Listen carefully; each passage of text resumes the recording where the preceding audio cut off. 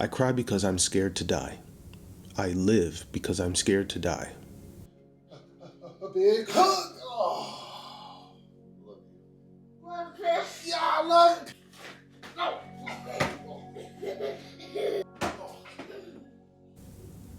I never wanted to live forever, but I don't want to leave my loved ones behind.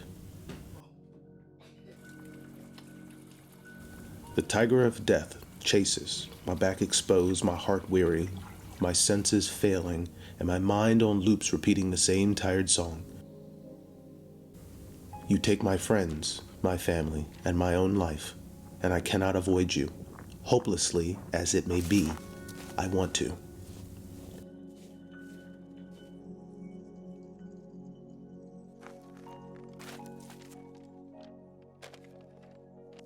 There is no one to come save me from this state of being, this nagging sense that I am not enough and need to do more to prove to myself and to the people I love that my life has meaning and purpose, that it should be remembered.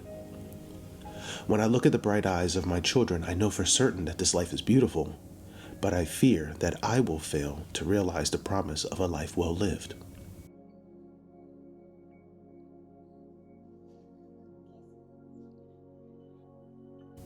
I scroll down the timelines of my social media accounts.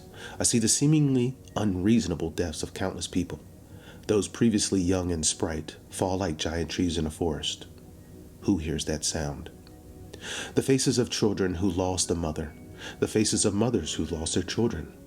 The faces of men who lost their wives. The bodies of slain friends who lost their battles with bombs, bullets, or despair. When we see their fates, we weep. We plead that it's not our time to go next, that our kin and friends remain tethered to this life.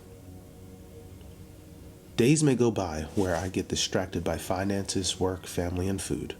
In the evenings, when I close my eyes, my mind wanders through the valleys of the past, rethinking my life and my decisions. I ponder and reflect on the meaning of life and death, the tragedy of it all. I remind myself to have faith that the great game of life on earth is somehow recorded, to be remembered forever. I hope and wish that I will be able to play back this tape, to relive these fleeting moments of ecstasy and joy, of love and victory, of sorrow and of pain, to be alive and to experience all of their hugs and conversations again. I hope and wish that I can bear the pain of what is to come in the future, near and far, and that my sanity won't fail me when the hard times of death dealing return. Who should I call to say I love you? Who will call me to tell me the same? How can I, without seeming pushy or disrespectful, reach out to those long disconnected to remind them that I am still here and ready to live without those old tensions? I put this out in the world in hopes that they will see, that you will see. I put this out in the world in hopes that my grieving process helps someone else dealing with the stain of death on their hearts. I cannot heal your wound. I cannot heal your pain of loss, but a tear of understanding may wash away this infection. On this day we say, as is common practice for those dealing with matters they cannot control, in hopes of discovering serenity.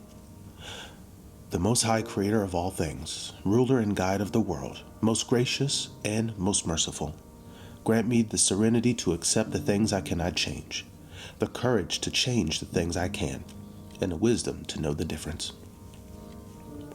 May the spirit that sits on the throne of your heart, your own soul, be cool and content. Be kind to yourself and live with no regret.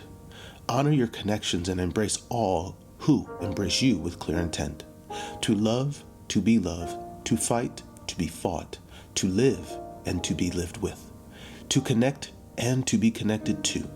We are all here in a blip of time. We all suffer the same fate. Don't wait to live until it's too late. We act like we can live forever to avoid the pain of the unknown, but we cannot put our heads in the sand and expect this reality to disappear. We must be strong and face it head on, accept the agony of loss, and gain an appreciation for life. The value of a thing is directly connected to the abundance of it. So the wise are diligent in their dealings, and the foolish pretend that there is no end to the ride. Because to the foolish, life seems long, and to the wise, life is short. My advice is to embrace the deep dark pit of tears as they help you deal with the fragility of life. Let it cleanse you and lead you to find your own way to process the full profoundness of this life. Yo, Pops.